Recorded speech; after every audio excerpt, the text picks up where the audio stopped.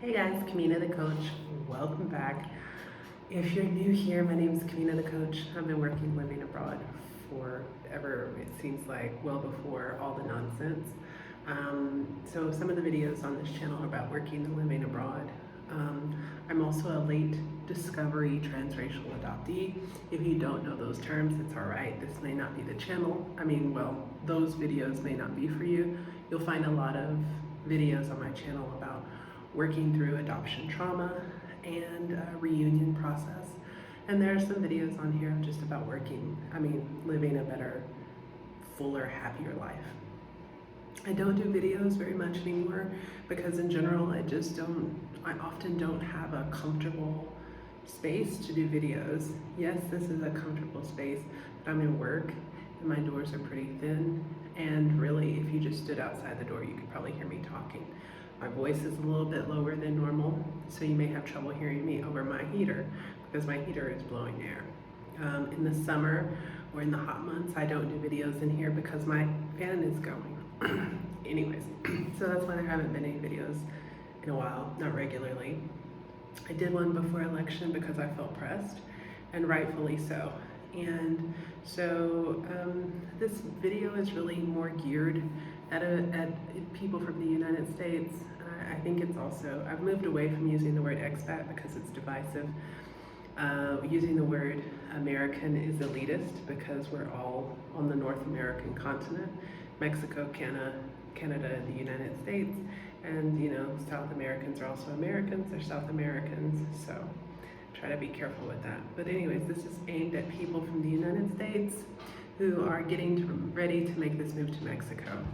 First of all, I implore you to look for somewhere else. I'm gonna go with that. I implore you Americans, please find somewhere else to go.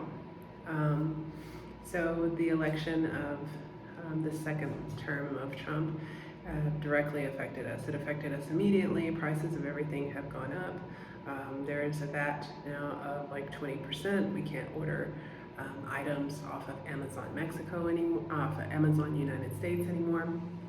I wouldn't be surprised if eventually Amazon went all together. And these are things that made, as a foreigner, life a little bit more comfortable here. Whereas Mexicans in general have always been, or have historically been, fairly welcoming of foreigners. I think that you're going to find that to begin to change as a result of all this nonsense. I don't stand out as much. Even when I tell people I'm from Texas, I think most people just assume that I am Mexican, but I grew up in Texas. Versus if you are a white person or a dark-skinned black person, you're going to stand out. Now, Haitians do in general seem to be a bit more welcome in Mexico than Americans, but just being honest, just putting it out there. And there will be some Mexicans who respond to this video and say, oh, you're being racist, blah, blah, blah. I'm just speaking facts. I work with a lot of white people and they get treated very differently than I get treated. And it just is what it is. And it's going to be different and worse. Yeah, as far as I'm concerned, rightfully so. It's big. It's been a big thing here. Also, in just discussing why potentially you may not be happy here. So living here as a foreigner, especially if you are an aging foreigner, it may be that you need to go to the doctor. It may be that you need to go to the bank. For sure you need to go to immigration. One of the first things that I was warned about 2010, 2011, before I came overseas, was somebody working and living in China, and they let me know that things are more difficult here. Simple things that you take for granted in the United States are more difficult. Going to the grocery store, going to the bank, going to immigration for sure, going to the doctor. So going to the bank here for sure, opening a bank account, oh man, it's brutal, brutal. However, what's worse actually, I find, is that, so I actually pay, it's not an option. They take money out of my check every month for medical insurance. It's insignificant, and having the medical insurance is invaluable. So let me discuss why it's invaluable. So there are clinics, aside from the government hospital, there are clinics here that are much faster and possibly higher quality than the hospital, the government hospital. However, I got food poisoning the first week of January, and anytime I get food poisoning, I end up having to go to the hospital because I don't treat the dehydration in time. And so I always end up dehydrated, so I always need to go get fluids when I get food poisoning. I know other people can make it through, I can't. I got really bad food poisoning, and man, my hands were gnarled up, my mouth was puckered up, and I was shaking. I have a car. It's very, very difficult. I was terrified to drive, to be honest. Eventually, I went to a pharmacy, and a lot of the pharmacies do have a consulting doctor there. So there's a pharmacy not far from where I live, maybe 5-10 minutes. And so I went there, and the doctor took my blood pressure, and she immediately told me, I can't see you. You need fluids. You have to go to the hospital immediately. I was so sick that I didn't insist on going to the government hospital because I was so sick. Also, I didn't realize that I had there's a card, and it's so complex getting the card, but I have a card that I must use to go to the hospital. However, in emergencies, you can just go with your number, your Mexican Social Security number. However, I was so sick, I couldn't really negotiate all these things. So I just let her put me in a taxi to wherever she suggested. And because I couldn't drive, for sure. At this point, I could barely think. I got to the clinic. I was seen really, really quickly. It was pretty nice, honestly, pretty clean. Not like Iraq. Iraq was a hospital, but it was terrifying, honestly. Was I in Kurdistan? Yes, I was in Kurdistan, the northern region of Iraq. That was still scary. The second time I was there, when I was in Suleimania, that was a little scary there, but this wasn't scary at all. Really comfortable, clean. They got an IV in me pretty quickly, and like the United States, they're looking for other stuff. She was like, oh, that's where your that's where your appendix is. I was like, ma'am, that's not where my appendix is. And they ended up doing an ultrasound, because they want for it to be my appendix. Why? Because they want to charge me this money. After every procedure, after every piece of money, after every piece of medicine they gave me, they insisted for payment. I'm like, wow. I was like, can I just pay at the end? She was like, well, it gets to be expensive. I mean, it was really sick, and I have an IV hooked up to me, so anyways, I was like, all right. So then they ordered the ultrasound, and I had called somebody from work to come be with me because they kept asking me, friends, family. And that's just normal in Mexico. You don't go to the hospital alone, especially as a woman. You should have friends or family with you. And the truth is that I feel like if I would have had somebody to support me there a little bit earlier, I probably wouldn't have ended up having to pay the 2,000 pesos I did for the ultrasound. Now, yes, that's cheap in the United States when you're making a US salary, but for me, making a Mexican salary was really expensive. Total, it cost me over 4,000 pesos to be there. So all of that to say, I will never go back to a clinic unless it's just something small and I need a doctor's note for work. I can't afford to go to these clinics. Now, you as a foreigner, you may be able to afford to do that, whatever. But me as somebody who is a resident here, it was not easy or convenient. It was easy and convenient, just not cheap for me. So I do have government insurance, and so the nurse left my IV in too long. And so I have thrombosis of a vein, and it goes all the way up here. And we just finished finals, and so there's a lot of marking. And my wrist just swole up in the middle of the night. Now we're talking, this IV happened the first week of January. So I've had this thrombosis for over a month. And it was sore, but I hadn't been moving my wrist too much. But because we're marking, it caused a lot of inflammation and a lot of pain. So I had to start taking ibuprofen for that. And I just had to go see a doctor. There's no way I could have left it like that. I drive a standard, so I'm constantly using my right hand. The nurse should have put my IV in the left hand. They also don't wear gloves. They may in other cities, other states, but they don't wear gloves here, which is a little freaky when you're coming from a Western country or an industrialized country. It's a little freaky. The gloves are to protect the person who is doing the work more than to protect the patient, but it is a little freaky. Anyways, so I needed to see a doctor about this from the pain and stuff.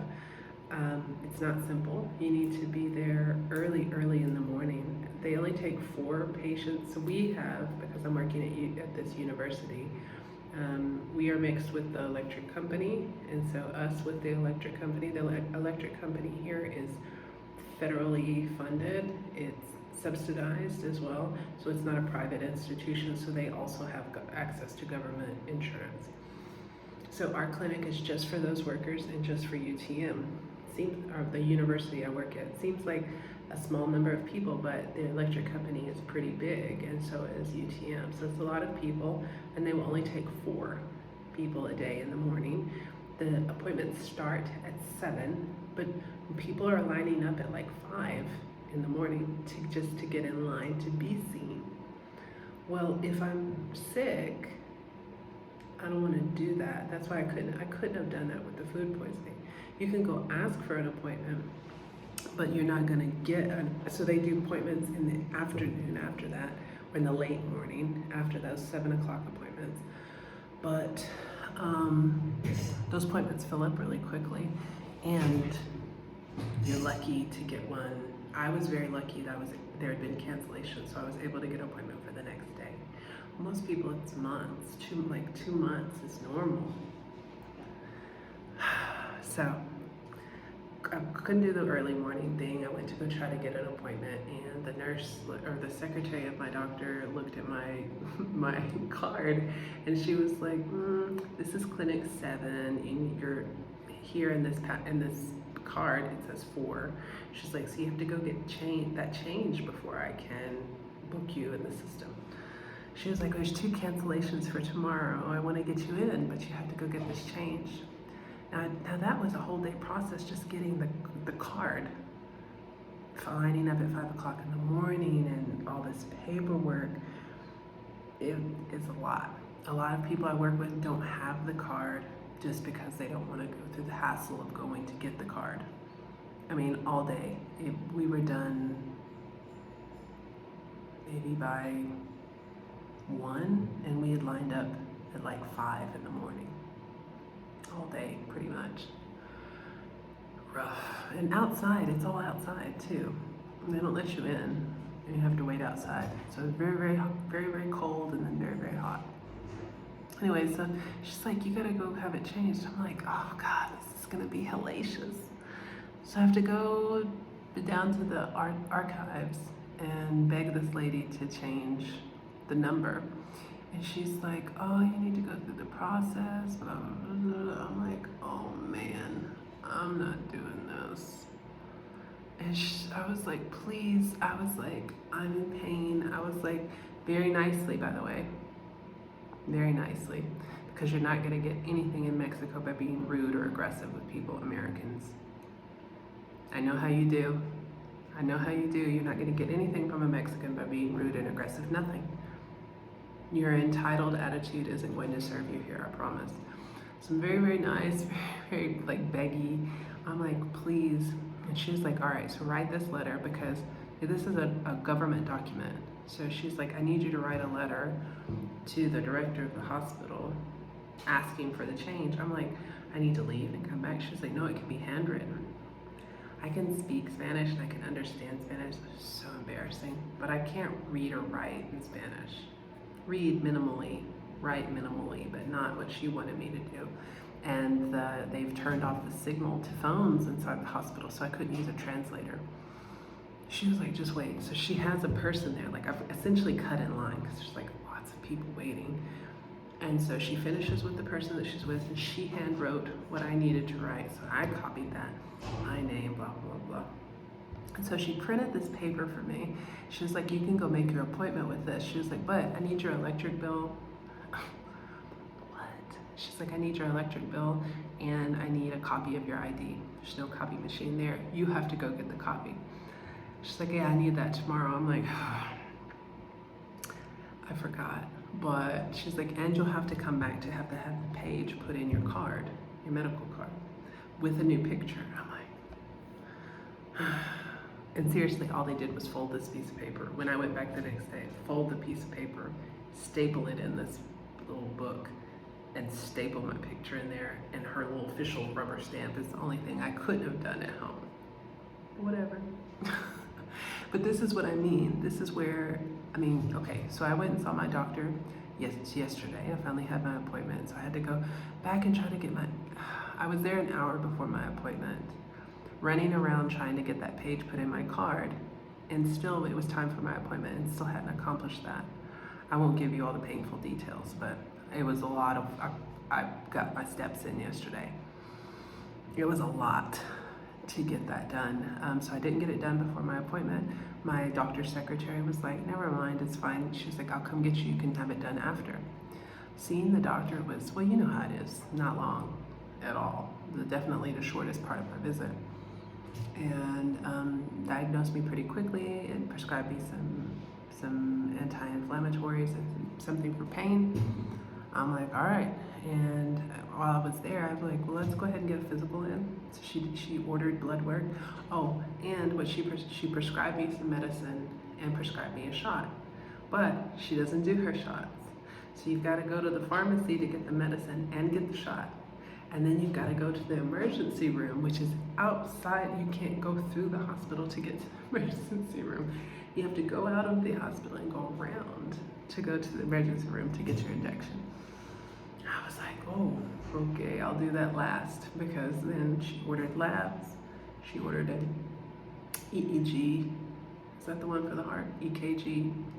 I put my name on the list to get a pap smear, I have to put my name on the list. Somebody's gonna call me when my name comes up so that I can make an appointment to come for my pap smear. Whatever, it's a woman doctor, that's all that matters to me. So to get my blood work, so I can't go get my blood drawn now. I have to go make an appointment. Well, they're only open to make appointments from 10 to 10:30, 12 to 12:30, and that's it. Now, I'm not saying they're taking people at this time. They're only open to take appointments at this time. Luckily, it was 15 minutes to 12, and I was like, wow. Now, yesterday was, I'm using, I don't know, what was the date? I don't know. We'll say, I can't see my calendar. So today's 7th of February. Yesterday was the 6th of February. So my doctor actually could see me the 1st of April, March. My appointment for my blood work is the first week of April, the 8th of April. Wow. Wow. So, okay, so blood work, and then I went to then you have to go separate to another office to get your EKG scheduled. She's scheduled on the same day. I have to come back to my doctor's office to change this. It was a lot. It was a lot. So then I need a pass for them to sign and stamp and everything for my job, for me to not get docked this time. So my doctor's secretary is handling that for me, thank goodness. And but I have to go outside and go around to get my shot. I can't just leave after I got my shot. Now I have to go out, go around to the emergency room, get my wait some more, get my shot, go back to the secretary to get my pass. Now, I also, after I saw the doctor, then had to go back to archives to have the page put in. This was like a 3.5 hour journey yesterday.